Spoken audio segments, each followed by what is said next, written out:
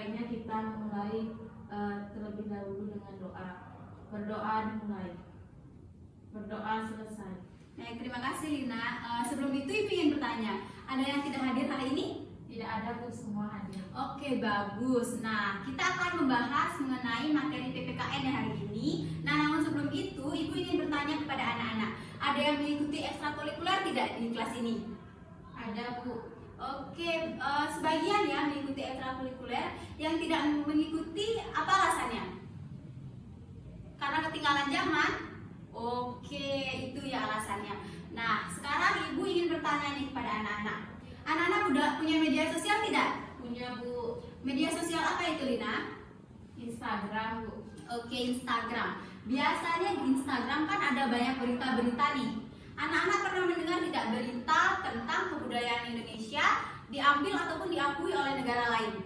Seperti contohnya tahun-tahun kebelakangan ini ada tari pendek yang diklaim oleh negara Malaysia. Pernah mendengarnya?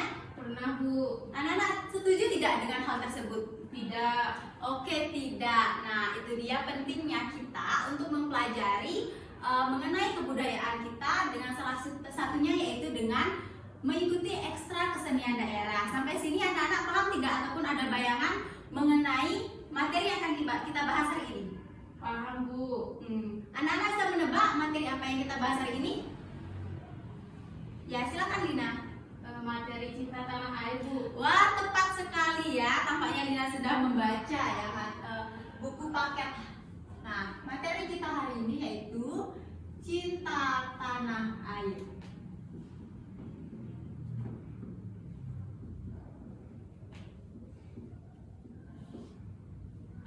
Nah, cinta tanah air anak-anak.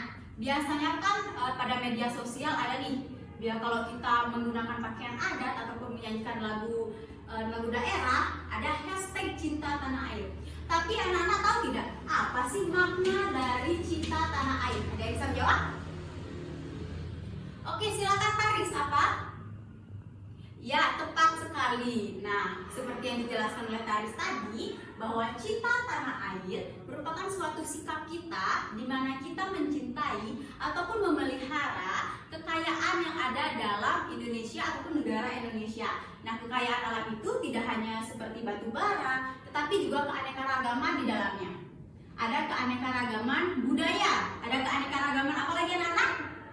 Ada suku, ya benar sekali, ada agama. Nah, di Indonesia ini kan terdiri dari berbagai pulau, yaitu berbagai jenis pulau. Ada ribuan pulau, tetapi ada berapa provinsi anak-anak?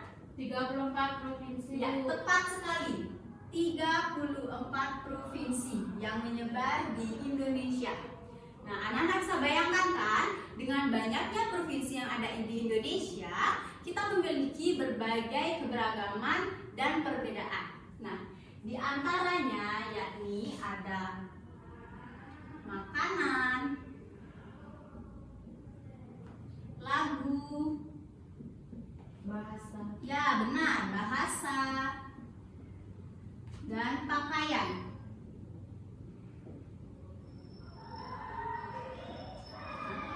Keberagaman makanan. Makanan dari Betawi, anak-anak tahu tidak? Makanan khas dari Jakarta. Ya benar sekali, kerak telur merupakan salah satu makanan khas yang berasal dari daerah Jakarta. Nah, biasanya makanan daerah ini disajikan ketika upacara adat, benar sekali. Nah, selanjutnya ada lagu daerah. Anak-anak ada yang tahu lagu daerah yang berasal dari Bali? Ada, Bu. Ya, apa Lina? Putri Cening Ayu. Wah, good. Lina, nampaknya Lina sering ya menyanyikan lagu Putri Cening Ayu ketika masa-masa anak-anaknya. Bagus sekali. Nah, untuk itu, sekarang Ibu ingin mengajak anak-anak untuk bernyanyi bersama. Sembari kita membangkitkan semangat kita untuk belajar, mari kita bernyanyi ya. Anak-anak ada yang tahu ataupun menghafal lagu dari yang berasal Kalimantan Selatan, yakni lagu Ampar-Ampar Pisang? Oke, ya bagus. Kita nyanyi bersama-sama ya. Kita mulai dari 1, 2, 3. Ampar-ampar pisang, pisangku belum masak. Masak sebiji diurut bari-bari. Mangga lepok, patah kayu Dengkok dimakan api, apinya kesurupan. Oke, pintar sekali ya anak-anak. Itu merupakan salah satu lagu daerah yang berasal dari Kalimantan. Selatan. Benar sekali, Kalimantan Selatan. Nah, selanjutnya ada bahasa daerah. Nah, di sini kan kita terdapat 34 provinsi.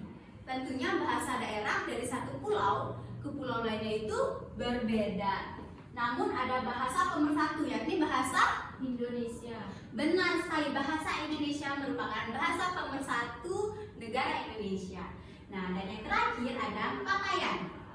Pakaian adat biasanya dipakai ketika Acara keagamaan di suatu daerah.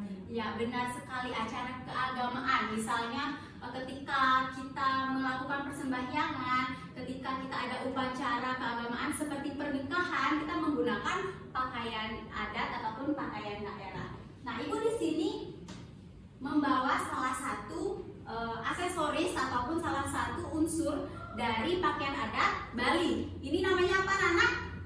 Udah. Ya benar sekali Lina ya, ini namanya udeng. Udeng ini biasa dipakai oleh ya benar kaum laki-laki. Nah, biasanya udeng ini diikatkan di kepala ya. Nah, ini merupakan salah satu pakaian adat yang berasal dari Provinsi Bali. Ya benar sekali. Nah, selanjutnya pakaian adat ini kan biasanya lahir ataupun berkembang di daerah Indonesia. Nah, anak-anak jika berbelanja itu lebih suka dengan pakaian yang berasal dari produk lokal atau dari luar negara? Luar negara, Bu. Oh gitu Lina, emang kenapa?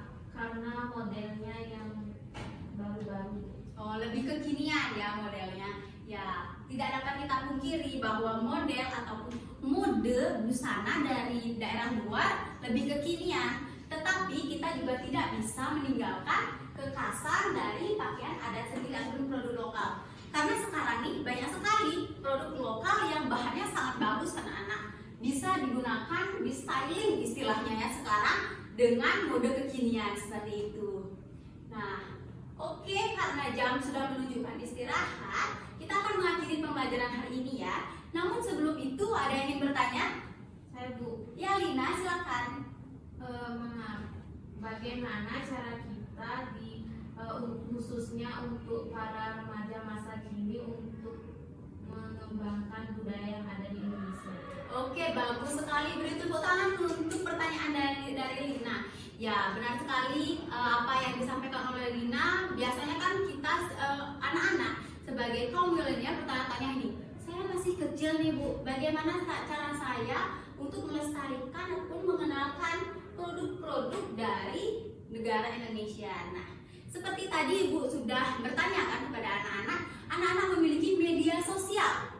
Biasanya kan sekarang anak-anak milenial ataupun generasi muda lebih paham, lebih pasif untuk memberikan melaksanakan media sosial itu sendiri. Bagaimana cara menggunakannya, itu kalian bisa gunakan anak-anak. Misalnya kalian bisa mengupload dalam media sosial Instagram seperti tadi mengenai lagu daerah ataupun kalian mengenalkan produk-produk dari negara Indonesia, khususnya daerah kalian masing-masing agar lebih dipahami, lebih terkenal di negara-negara luar. Seperti itu nih salah satu contohnya. Bagaimana Lina?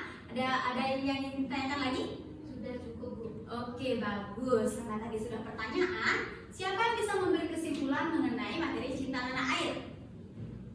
Iya, silakan Nike.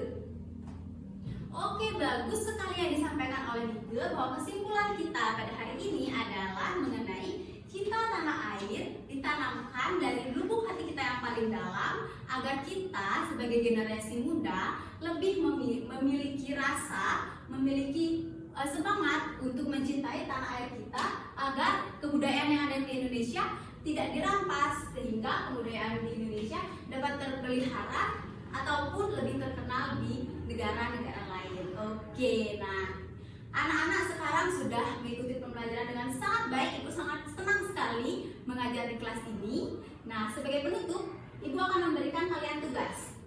Tugas kalian yakni kalian mengupload dengan menyanyikan lagu dari daerah kalian masing-masing kemudian kalian upload sebagai bentuk kalian memiliki rasa cinta tanah air dan dapat memanfaatkan produk ataupun memanfaatkan media sosial yang kalian punya. Nah, kalian kumpul ini minggu depan ya. Nanti Ibu akan cek nih satu-satu media sosial kalian. Ya, yang khususnya Instagram. Di Instagram ya kalian uploadnya. Oke, untuk pembelajaran hari ini ataupun tugasnya ada yang ingin ditanyakan? Tidak, Bu, sudah jelas. Oke, jika tidak, kita akan mengakhirinya dengan doa ya. Silakan Lina untuk memimpin doa. Baik teman-teman, karena pembelajaran hari ini kita sudah selesai. Untuk itu mari kita tutup dengan berdoa bersama. Doa dimulai. Doa dengan air. Baik, sampai jumpa minggu depan anak.